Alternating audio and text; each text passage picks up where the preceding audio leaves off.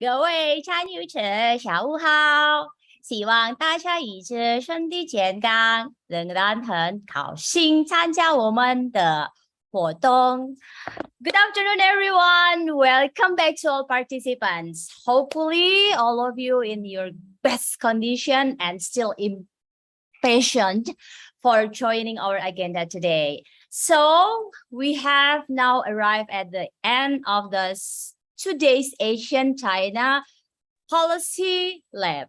And for the past 2 days, all 20 participants have been actively participating in an intensive discussion on many aspects of the ASEAN-China relations and cooperation, namely from the political security, economy, and socio-cultural aspect. And to provide the selected 20 students better comprehension of the state of the ASEAN-China relationship and expose them to policy-oriented analysis and debate, we have invited prominent experts from around the region to share their knowledge and experience. Participants also have the opportunity to interact and have constructive debate with 10 Chinese students from Peking University, China Foreign Affairs University, the Renmin University of China, and many others in a session called the ASEAN-China Youth Dialogue. They had a wide-ranging discussion in order to better understand each other's perspective. We are pleased to share that through this ASEAN-China Youth Dialogue, the participants, both from ASEAN and China, are able to explore perception towards each other and identify commonalities shared by both. So we would like to thank all the speakers, moderators, and facilitators who have dedicated their time and energy to give their very insightful analysis and knowledge. We would also like to give special thanks to Professor Johannes Herlianto, Professor of Communication Studies at Universitas Pelita Harapan. Thank you, Prof. Johannes. And also Dimas Muhammad, Advisor to Minister of Investment of Indonesia, for their great contribution in chairing the focus group discussion and in guiding the participant to formulate the joint recommendation. So, ladies and gentlemen, on this occasion, I would like to announce the winner of the Youth Voice for ASEAN-China Cooperation Writing Competition. These 20 winners are one of the brightest young minds across the region, and they have contributed to advance the ASEAN-China relations. So I will start from the first winner. This is the first winner. Congratulations to Rolf Stephen M. Leyesa from Philippines, who is now studying in Malayan College Laguna with his essay titled The Pursuit of Peace and Prosperity. Yay, congratulations to Rolf. And then the second winner is Adam Ong from Cambodia, who is now studying in Takushoku University with his essay titled Filling in the Comprehensive Strategic Partnership Challenges, Opportunities, and Recommendations. Congratulations to Adam Ong. And the third winner is Natasha Dewi Safira from Indonesia, who is now studying in Universitas Indonesia with her essay titled Rethinking Mutual Trust in the Comprehensive Strategic Partnership, ASEAN-China Relations Going Forward. Once again, congratulations for the first, second, and third winner. So next, I'm going to announce the fourth until 10th winners. Congratulations and thanks for your hard work. This is the name. The fourth is Himrota, and then Visot Sakbin, Andre Makpantai, Raihan P. Kusumo, Patricia Mutiara, Putri, and then Chofel J. Chipos, Kyle Z. A. Magaso, and then we're moving to the 11th till 20th winners. Congratulations to Leonard Patrick Bromo Kusumo, Adelia Rahmawati, and then Sofia Marie Mauleon, Priska Andani, Thea Peter, Revin Muhammad Al-Sidais, Davin Karanya, Fatima Azahra, Pedasto Asumbila III, and Lim Carmen. Once again, congratulations for all the 20 winners from Writing Competition Winners Announcement. Once again, congratulations everyone on winning the Youth Voice for ASEAN-China Cooperation Writing Competition. And I also would like to announce that the Jakarta Post will publish 5 participants essay. They are Ralph Stephen M. Leyeza, and then Odom Om, Natasha Dewi Safira Lutfina, Himrota, and Fisot Sakbin. If I'm not wrong, yesterday I wrote Natasha Dewi essay, who is had published in the Jakarta Post. Congratulations for all of you, because your essay is getting published. Good job for all of you, and keep fighting for the others, of course. Next, we will listen to the joint recommendation that our participants have put their best effort in formulating them. But before, let's hear about what one of the participants has to say about the past 2 days' experiences. For that, I would like to invite Odom Om from Cambodia to give him speech. So, Odom, the floor is yours. First of all, thank you so much for the floor and for the prize. But however, I would like to extend my sincere thanks even further toward the foreign policy community of Indonesia for your smooth organization of this great program and for the missions of the People's Republic of China to ASEAN for your support. To all young friends across the committee, you have done a very great job in these 2 exhausting but enjoyable days in which I personally have been so impressed, and you all deserve a big round of applause. I mean it. When issue divided nations, young people are united. When the future seems so surreal, we all come together as one voice. Today's joint recommendations is another additional example to other countless efforts that the people of ASEAN have undertaken so far since the years 1967 to build one's community of the shared future together. Of course, in this 21st century, while the world is more interconnected, ASEAN is not going alone. ASEAN-China Comprehensive Strategic Partnership is another added value to this shared journey. However, this comprehensive strategic partnership would come amidst the existing challenges of the 2 regions are dealing with on different levels of political security, economic, social culture, respectively. Again, when the future seems so surreal, the people comes together as one voice, especially young people. Within these 2 days, I have met young talented friends from different backgrounds across the regions, upholding different values, ideas, and stand, all comes together as one voice. These joint recommendations is not only an ultimate product of these differences, but also of many compromise negotiations to make sure that we are making that one voice heard, strong, reflective, and united. Personally, this has been one of the greatest experiences that I have passed through so far. And you all have been one of the greatest, most talented, decent, creative people I have got to know. Since people like all of you, I wouldn't feel any more optimistic about the futures of these regions than this. And this has been a very great story. Last but not least, as many other friends here, I hope that these joint recommendations would be handed over to the decision maker at the top and would serve as an input of the policies making for those people at the top to make sure that we have going to make a very prosperous futures together.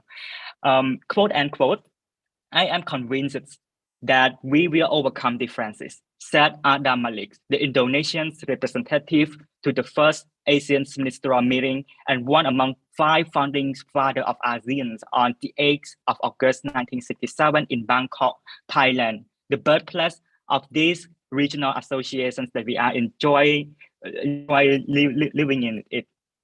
Today, we all reaffirm that promise again for one more time that we have overcome differences.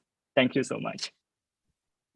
Thank you, Odom Om, for your insightful and full spirit speech. Hopefully it can spread your spirits. And of course, as you wish, just like any others event can be held, so we can give more spirit to others, young generation, to give more contribution to our each country that join in ASEAN. So now, without further ado, let me invite Tofel John Vijipoy to present the joint recommendation. Support Sobel, the floor is yours.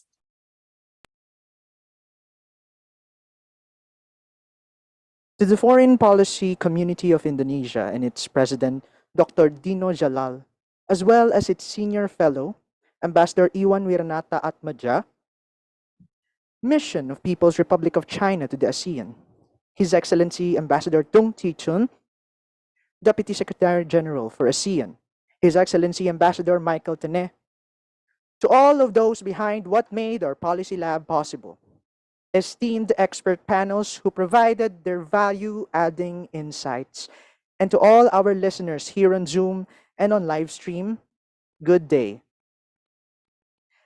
I speak on behalf of all of my fellow ASEAN youth who are with me right now in this Zoom. We are the 20 delegates of the Youth Voice for ASEAN-China. Throughout the past week, we have gone through a series of focus group discussions to touch on the ASEAN-China relations on both a microscopic and macroscopic view. We listened and consulted with foreign policy experts, consulted with the Chinese youth. We also had a series of back and forths, agreements and disagreements on certain topics. And now we are honored to discuss to you how we could fill in the comprehensive strategic partnership through our joint policy recommendation. To begin with, we want to underscore the importance of the Comprehensive Strategic Partnership, or the CSP, and how it matters in expanding our horizons in the ASEAN-China relations. Much like horizons, we reach far across different dimensions, beyond the oceans among us and the skies above us. It is about stretching our viewpoints. It is the expansion of our shared experiences, despite our differences. The ASEAN-China cooperation can and should grow stronger for the benefits of both parties. To that end, we have identified the challenges and opportunities for the ASEAN-China Comprehensive Strategic Partnership in the 3 pillars as follows. Let's head on to the first pillar, political security. We have outlined 4 opportunities for this, namely number 1, the growing potential for greater involvement in ASEAN by the other external parties that would encourage both ASEAN and China to maintain peace in the region in accordance with international law. Number 2, ASEAN and China having agreed on the Declaration on the Conduct of Parties in the South China Sea, which among others pay high respect and abide by international laws, consequently calling for peaceful resolution of disputes. Number 3, ASEAN and China having taken part in various ASEAN-driven regional fora, which enhances proactive cooperation for both parties. And finally, China expressing its intent to sign the Southeast Asian Nuclear Weapons Free Zone, which is an important step to ensuring that ASEAN does not become a sphere for nuclear weapons proliferation. Of course, opportunities for political security are not without its challenges, so we have outlined 6 key challenges for this pillar. Number 1, the technological, including in the digital sphere, that has exacerbated the threat of transnational crimes that has now encompassed hacking as well as data and identity theft. Number 2, the rising geopolitical tensions around the world, which has escalated the likelihood that Southeast Asia has become a stage for great powers rivalry. Number 3, the protracted dispute between ASEAN and China over the South China Sea continues to loom large in the ties between the 2 parties. Number 4, the maritime issues that ASEAN and China need to address, including, among others, the repeated skirmishes, which has affected fishermen and other communities whose livelihoods depend on the sea. Number 5, the inadequate collaboration between ASEAN and China to jointly manage the Mekong River, which potentially leads to the river's water shortage. And finally, the prolonged humanitarian crisis in Myanmar, affecting other ASEAN members and China. At this point, let us now discuss our second pillar, the economy. So, what are the opportunities in our economic pillar? Number 1, ASEAN and China having robust trade and investment cooperation. Number 2, ASEAN member states and China being parties to the Regional Comprehensive Economic Partnership, which is the largest free trade bloc in the world, and in addition to the ASEAN-China Free Trade Area. Number 3, climate change generating opportunities for ASEAN and China to collaborate on the green economy. And finally, we have the China's Belt and Road Initiative, which offers significant opportunity for ASEAN members to develop their infrastructures. What then are the challenges we are facing in the economic pillar?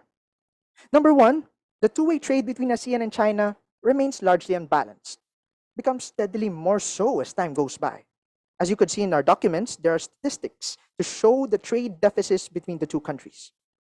Number 2, the inequitable trade has taken a toll towards ASEAN's micro, small, and medium enterprises, many of which have been pushed out of the market because of their inadequate capacity to compete with Chinese counterparts. Number 3, the benefits of ASEAN-China economic cooperation are not adequately visible to the common working class people. Most of these problems could be solved if we go from abstract to concrete solutions. Next, we have the economy of ASEAN and China still requiring significant transformation towards greater sustainability. And finally, the digital gap between ASEAN and China. We now move on to discussing our final pillar, which is the socio-cultural pillar. For its opportunities, number 1, the long-standing cultural bond between the people of ASEAN and China. Number 2, the growing acceptance for China's pop culture, including the use of China-based social media applications in Southeast Asia, such as TikTok. Challenges for the social-cultural pillar. Number 1, there is persistent aversion and trust deficit against China among the people of ASEAN. This stems from a perception that ASEAN's relations with China only benefits China. Second and lastly, the level of digital and media literacy is still insufficient, rendering the people to be prone to believe in misinformation. Most of these people have a tendency to use certain mass and social media platforms which have anti-China biases.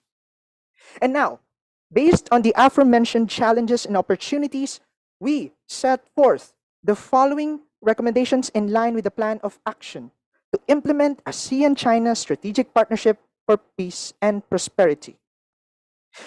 So for our recommendations on the political security pillar, number 1, let us mutually integrate bilateral and multilateral negotiation channels between ASEAN and China. To this end, we must maximize all of our tools in order to fortify our position, strengthen our commitment to the peaceful negotiation in engaging with external partners, and that includes China, while also taking into account each of the ASEAN member states' sovereignty and interests. Number 2, we must ensure that ASEAN and China Comprehensive Strategic Partnership is not exclusive, but should also open opportunity for ASEAN to further collaborate with other dialogue partners to address issues of common concerns.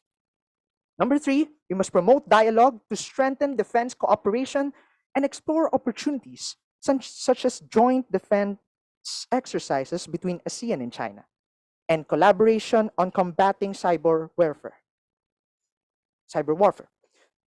Next, we reinvigorate the level of trust between ASEAN and China through various confidence-building measures, which among others include examining the possibility to undertake ASEAN-China collective joint exploration for resources in the South China Sea, considering to synergize ASEAN outlook on the Indo-Pacific, and of course the China's Global Security Initiative and Global Development Initiatives. Next, we intensify the efforts to expedite the conclusion of the Code of Conduct in the South China Sea.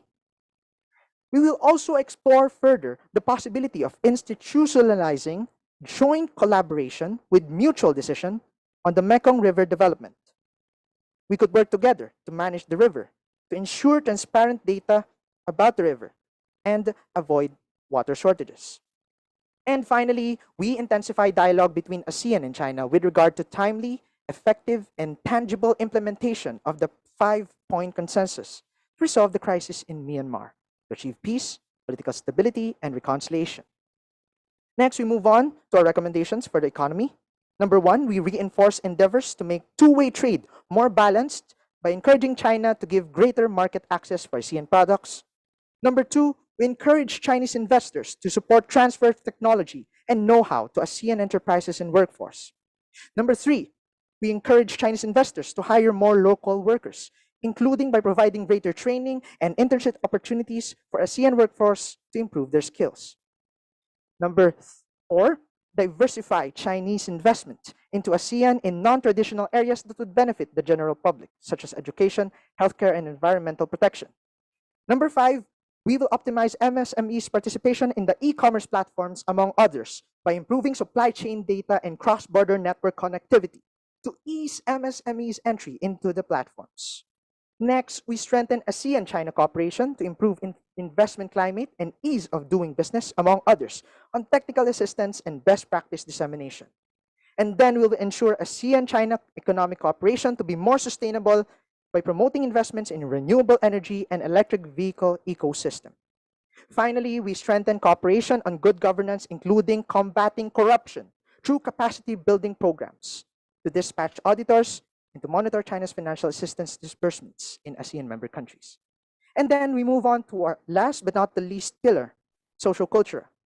Number 1 recommendation, we elevate partnership on education because education is the key to our future, including to expand the access to and improve the quality of education on science, technology, engineering, and math, digital skills, and financial literacy. Second, we augment people-to-people connectivity by intensifying exchange students programs, roundtable discussions, internships, cultural festivals, and many more activities. Number 3, we strengthen the public relations campaign to counter misinformation, including by partnering with influencers, promoting alternative mass in social media, and utilizing other communication strategies. Number 4, we strengthen the institutionalization of ASEAN-China Youth Dialogue and ensure that their voices and recommendations also inform the leaders' deliberation. Number 5, we promote a platform in collaboration with the ASEAN Foundation for civil society organizations to share their thoughts and expertise on matters of local and national interest, such as food security, sustainable practices, social justice, as well as media information literacy. Overall, what does the ASEAN-China CSP truly mean to us as ASEAN constituents? Be it economically, politically, or socio-culturally speaking, CSP is bound by a common thread: horizons. It is not an elevation from the strategic partnership and dialogue relations conducted in the past. It is not a better version of previous partnerships. Rather, it is an acknowledgement of broader perspectives. The aim of CSP is to stretch the partnership's reach in as much as it could. It is ASEAN and China expanding their horizons so that they may meet at a common point while still growing on all fronts. With that, we thank you all. This is our joint policy recommendation. Thank you, Tovel, for present the joint recommendation. Very realistic, holistic, and of course, optimistic recommendation. And hopefully the recommendation can be quoted by the government and implemented as well as it should be. So the best. Thank you, of course, Tovel, to present the joint recommendation that is very realistic, holistic, and of course, optimistic recommendation. And hopefully the recommendation can be quoted by the government and also implemented as well as it should be. Now, I would like to give the opportunity to everyone here, including the press, to ask questions about the joint recommendation and the activities of the Policy Lab. So anyone in here who want to ask about, once again, the recommendation and the Policy Lab, you can raise hand first, and then I give the opportunity for you to ask about the recommendation and about this activity. So once again, please raise your hands. I will give the opportunity to deliver directly. Is there anyone who have a question about the recommendation? Because all of you guys make it very clearly about the recommendation. And Tovel delivered it really great. Once again, you can raise your hand so you can give the question directly. Is there anyone? Seems to be... There is no... Okay, we'll wait, guys. Just for a moment. Where can we get the recommendation? committee? Okay, it seems maybe after this session, yeah, they have question about the recommendation for all of you or maybe for the committee. Now we will continue, guys, for our next agenda.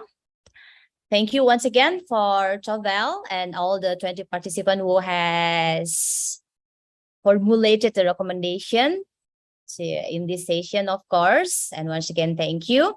Now I would like to invite our very distinguished guest today, the Ambassador of China to ASEAN, His Excellency, Mr. Xijun, to deliver his closing remarks. So, Mr. Ambassador, the floor is yours. Thank you. Your Excellency, Michael Tene, Deputy Secretary General of ASEAN.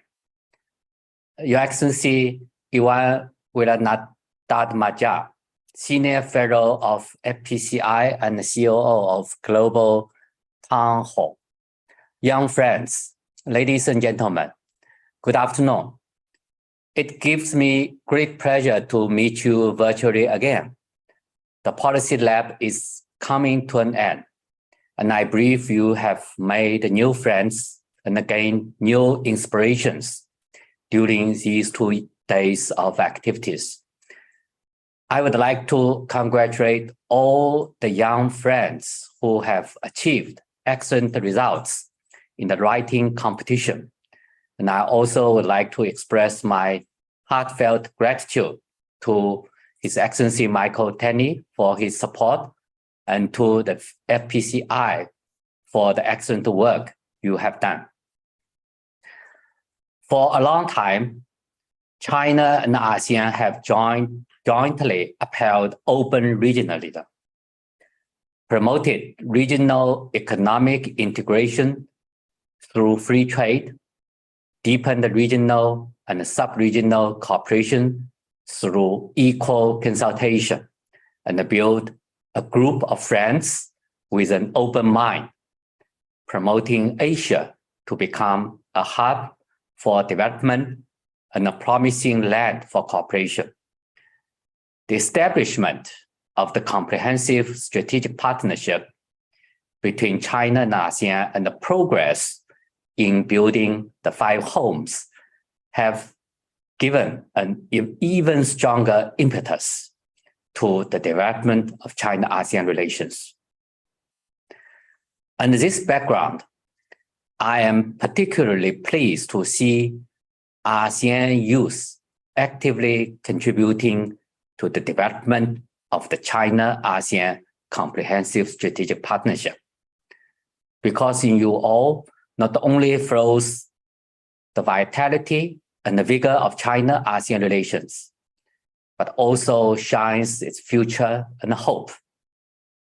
During the writing competition and as this policy lab, you have put forward many constructive opinions and suggestions as mentioned in the joint recommendations, which my colleagues and I will study carefully, draw wisdom from you, and apply them to promote China-ASEAN friendship and cooperation. I believe this policy lab will also be a new starting point for you to care, support, and participate in China-ASEAN friendship and cooperation. I would like to take this opportunity to make a few expectations. First, maintain good neighborliness and be partners living in harmony. Mutual respect, consensus building, and accommodating the comfort levels of all parties are the principles that ASEAN upholds and also the concepts that China promotes. We hope that youth of both sides will adhere to the right way of interaction, properly handle the problems and the challenges and the new circumstances, and always be the inheritors and the promoters of China-ASEAN friendship. At present, we should be especially wary of certain forces stirring up broad confrontations in the region and always keep our own destiny and the fate of the region firmly in our own hands. Second, adhere to innovative thinking and be trend-setting pioneers. In the face of drastic changes and the pandemic, both unseen in a century, China has put forward the Global Development Initiative and the Global Security Initiative. And ASEAN is also formulating new development visions and plans. We hope that young people from both sides will carry forward the spirit of initiative, adhere to innovative thinking, grasp the opportunities brought by the synergy between development stage strategies of China and ASEAN, and forge ahead in digital, green, and other frontier areas, so as to win a broader stage for young talents and also provide the strength of youth to the improvement and upgrade of China-ASEAN cooperation.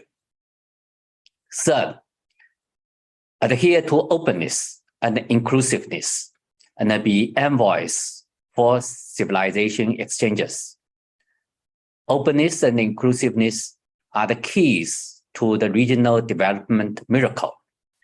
I hope that based on a deeper understanding of your own civilizations, young people from both sides will be broad-minded and strive to remove all barriers to cultural exchanges, be inclusive, and always seek nourishment from other civilizations so as to promote an even higher quality development of this region through cultural exchanges and mutual learning.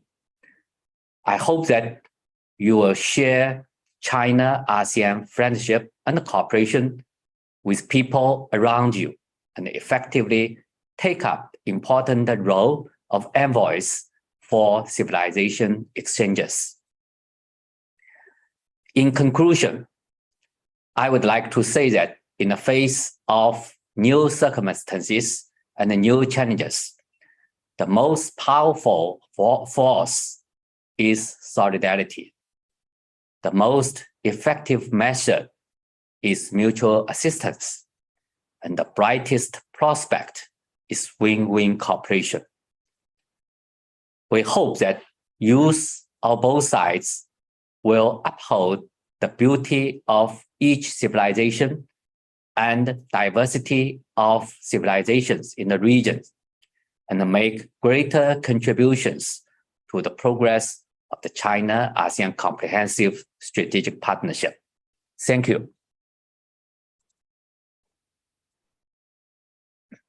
Thank you, Ambassador, for your important message. And now I would like to invite the Deputy Secretary General of Asian for Political Security Community to deliver his remark closing.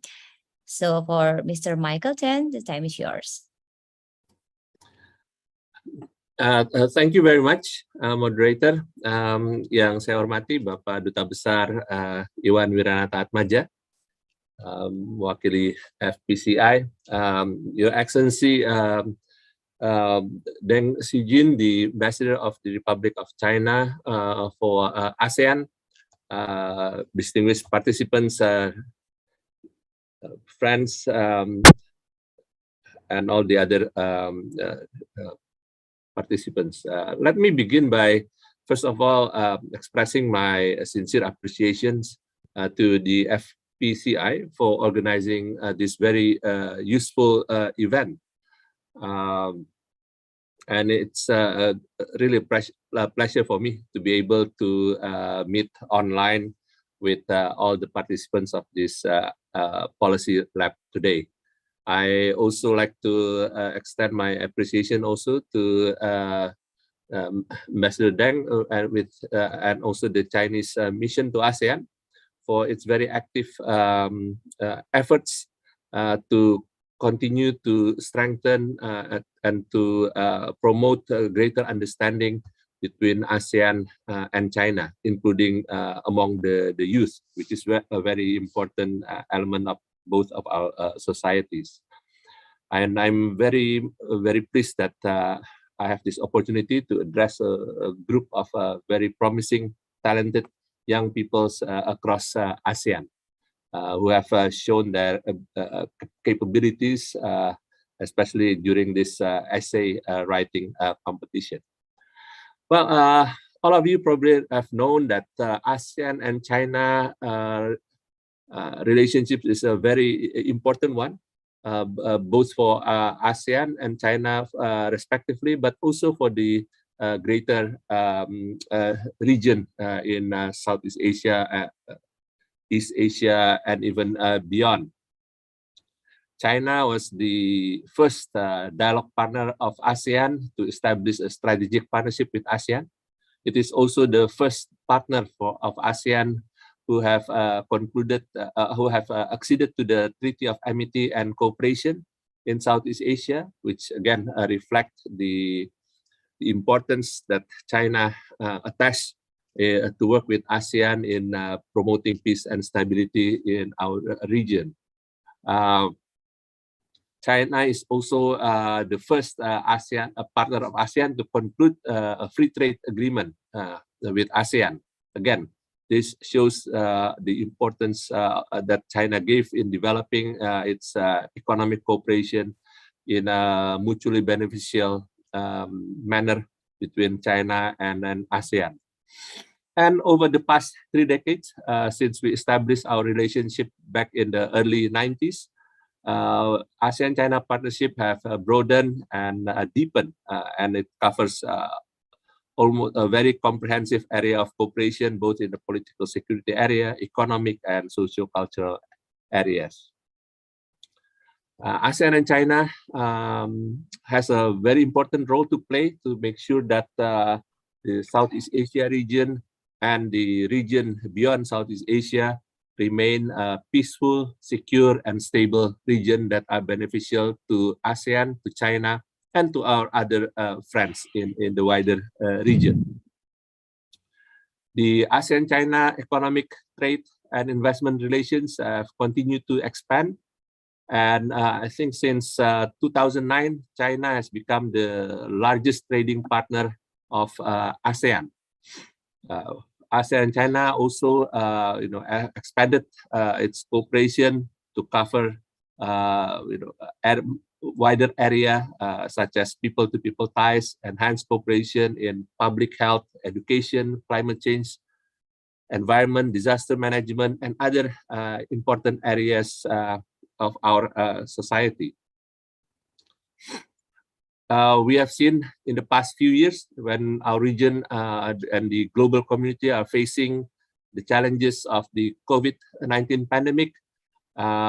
These challenges, these mutual challenges, create an opportunity for ASEAN and China to further strengthen its solidarity, its friendship, especially through the cooperation in dealing with the pandemic. And we in ASEAN is very much appreciative of the support that China has given to us in dealing with this the pandemic. And of course, going forward, we should continue to build upon these foundations of cooperation to further strengthen our region in dealing with possible future challenges in the area of public health and public health security. The establishment of the ASEAN-China Comprehensive Strategic Partnership last year create another impetus, another momentum for ASEAN and China to redouble our efforts to make our partnership more substantive, meaningful, and mutually beneficial. There are many areas that we can further strengthen under the CSP. Some have been mentioned in the recommendations, which I have listened carefully. And those recommendations have been at a glance, it's very, very useful. And as Ambassador Deng has mentioned, it's merit to be further studied by ASEAN and China, and see in which areas that those recommendations can be applied in a concrete manner. Ladies and gentlemen, we in ASEAN also very much appreciative that China has also expressed its support to work with ASEAN under the framework of the ASEAN Outlook on Indo-Pacific, which is another initiative for ASEAN to manage the global and regional challenges that we are facing, and in particular in our region and the wider Indo-Pacific region. Well, there are many things that we can do, and the CSP certainly provide the necessary and important platform for a much closer cooperation between China and ASEAN. And through these activities, I'm really happy that we have this opportunity to deepen our understanding about ASEAN-China relations, not only among the officials, but to deepen the understanding among the youth, among a wider constituent of ASEAN people and societies. And well, I look also forward that to have a similar arrangement with the youth of from China. So that we can have and especially also a direct dialogue between the youth from ASEAN and the youth from China. I think such kind of interactions, exchange of views will be very useful. As the ASEAN and China will be there, all of us will be here forever, and the next generation will be the one that will be continuing the cooperation, the strong foundation that has been laid by the previous generations. So with that, I would like to congratulate all the participants. Again, thank you very much for your thoughts, for your work, for the recommendations, very thoughtful recommendations that you have presented. And not on this kind of engagement is not only the outcome is important, but also the process is equally important.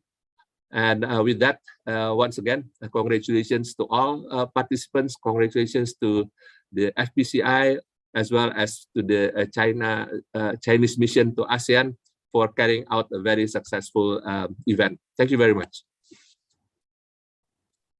Thank you, Pa Michael, for your closing remarks. And last but not least, I would like to give the floor to Ambassador Iwan Wiranata Atmaja, FPCI Senior Fellow, to close our event today. Pa Iwan, the floor is yours. Thank you, Brigitte. Good afternoon and greeting from Jakarta. My name is Iwan Wiranata Atmaja. I am Senior Fellow at the FPCI. On behalf of Foreign Policy Community of Indonesia, FPCI, and Dr. Dino Jalal, I would like to extend my gratitude to Ambassador Deng Xijun, Ambassador of the People's Republic of China to ASEAN, for always being a good friends to ASEAN and FPCI, and for collaborating with FPCI in conducting the ASEAN-China Policy Lab. I would like also to welcome Pak Michael Tene, Deputy Secretary General of ASEAN for ASEAN Political Security Community, and to thank you for your participation in today's session, despite your busy schedule in the roundup of ASEAN Summit and meetings. I personally would like to congratulate the students who are selected to participate in the Policy Lab. I believe that these 2 days of Policy Lab have provided you with sets of knowledge and skills as well as new friends from the region. Especially, I would like to congratulate for your thoughtful joint recommendation. I believe that this recommendation will be considered by our respective authorities and governments. As we are already aware of the strategic relation between ASEAN and China, I contend that what makes the relationship sustainable and resilient lies in how strong the people-to-people relation is. I believe the youth is an important segment of ASEAN-China communities who will play more roles in the relationship. Their creative nature, I believe, will productively contribute to the relationship. Yesterday, we have concluded the ASEAN-China Youth Dialogue. I see this is a good exercise for nurturing the habit of dialogue between our communities, and also for exposing the perspective of youth from both sides. The beauty of this activity was that we can see they were learning from each other, embracing commonalities, and respecting differences. Today, it is proved by very thoughtful recommendation from these young people. I see this recommendation is genuine thinking and ideas of Southeast Asia students to the relationship.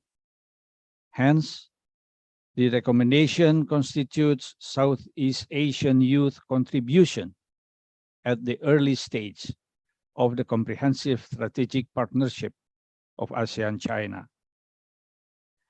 Finally, I really wish this group of Southeast Asia students will last beyond the policy lab and be continuously productive in contributing ideas, suggestions, observations, or even being critical to the relationship.